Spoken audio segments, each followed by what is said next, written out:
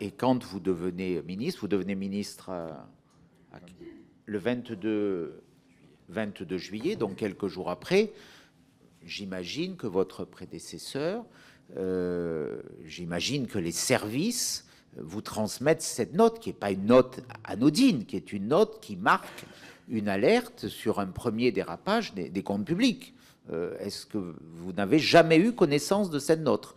Emmanuel Moulin ne vous a jamais communiqué, évoqué, j'imagine que vous avez quand même eu des discussions quasi quotidiennes avec le directeur général du Trésor sur un point aussi stratégique. Si ce n'est pas le cas, excusez-moi de vous le dire, ça me préoccuperait peut-être encore plus sur la capacité de pilotage politique du ministre que vous êtes. Monsieur le rapporteur, je ne vais pas commenter une note dont je n'ai pas connaissance. Je ne sais pas ce à quoi vous faites référence. J'en ai pas pris connaissance, je ne l'ai pas lu, je ne peux pas la commenter. Et je ne souhaite pas commenter une note, je ne sais même pas de quoi vous parlez. Voilà, que les choses soient claires. Si j'en avais eu communication, nous aurions pu éventuellement discuter, mais à cette date-là, je ne l'ai pas reçue, je ne sais même pas de quoi on parle. Donc je ne préfère pas m'exprimer sur une note dont je ne connais pas le contenu. Excusez-moi, mais votre réponse me paraît extrêmement grave et extrêmement préoccupante. Et finalement, elle est quand même très révélatrice de la situation dont nous avons aujourd'hui à traiter devant cette commission. Parce que si vous n'avez pas eu connaissance d'une alerte de la Direction générale du Trésor 10 jours avant d'être nommé ministre délégué au compte public, ça traduit un très grave dysfonctionnement du pilotage de l'État et de votre ministère.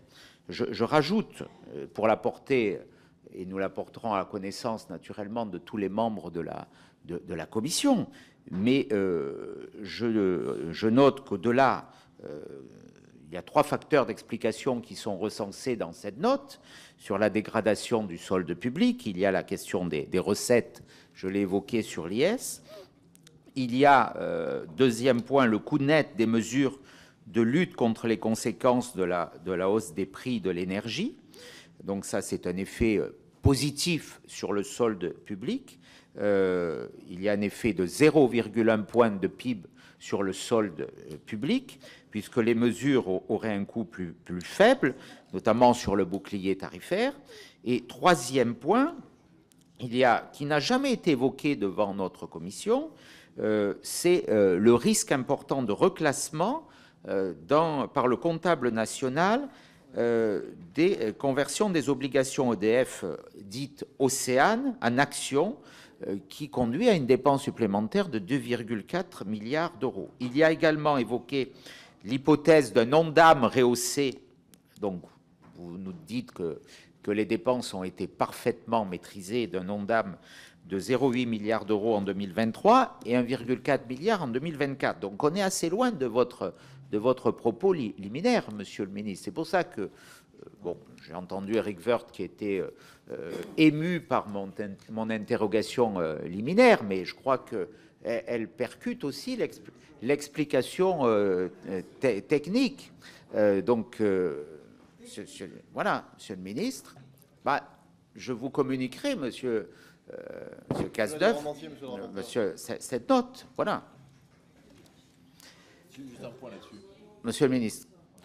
Merci, monsieur le rapporteur. Donc, moi, je maintiens que je ne commande pas des notes dont je n'ai pas pris connaissance. Ça, c'est une règle absolue, mais je conteste votre dernier point. Quand vous regardez l'exécution des dépenses de l'État, je redis, ce n'est pas moi qui le dis, c'est les textes adoptés, PLFG. Nous avons moins dépensé en 2023 que prévu, et nous avons moins dépensé en 2024 que prévu dans le périmètre des dépenses de l'État. Donc les dépenses de l'État, elles ont été tenues, monsieur le rapporteur, et c'est une bonne nouvelle.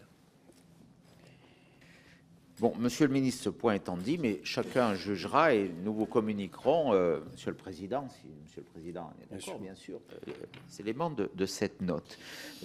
Ensuite, je voudrais, monsieur le ministre, que vous nous expliquiez comment fonctionnait l'articulation du pilotage de Bercy avec le ministre de l'économie.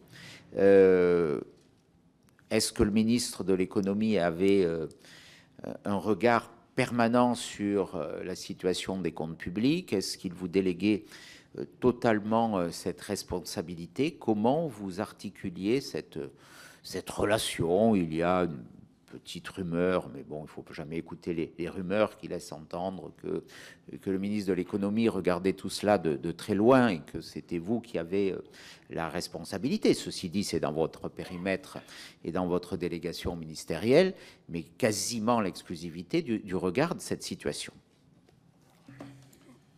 Merci, monsieur le rapporteur. Comme vous l'avez dit, moi j'étais ministre délégué auprès du ministre de l'économie, Bruno Le Maire, et je peux vous dire qu'on a travaillé toujours très étroitement ensemble, compte tenu de l'enjeu sur les finances publiques.